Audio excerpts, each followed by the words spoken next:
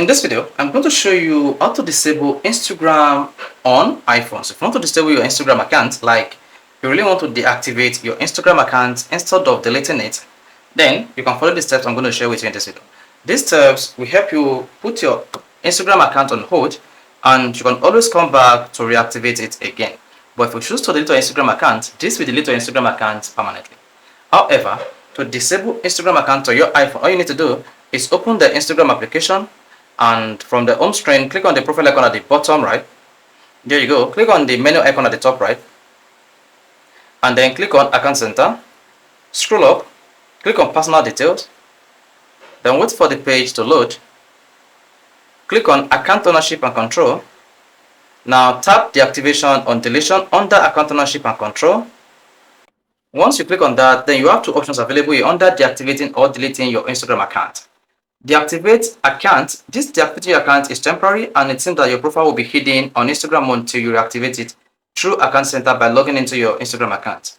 Do not choose the delete option because this is going to delete your Instagram account permanently. However, to disable your Instagram account, all you need to do is choose deactivate account and tap continue.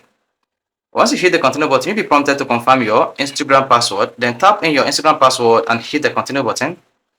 Instagram will prompt a question asking why you want to disable or deactivate your Instagram account. Choose from any of this.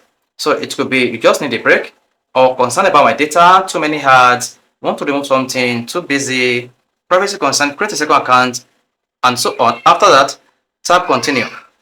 Once you click on continue, you'll be taken to where to deactivate your Instagram account. And on this page, confirm temporary account deactivation. We are about to temporarily deactivate your account. You can reactivate your account at any time through Account Center or by logging into your Instagram account. Now tap on the deactivate button. There you go. Hang on. So Instagram will start to deactivate your account, and you see the tune for love is now deactivated. My Instagram account is now deactivated.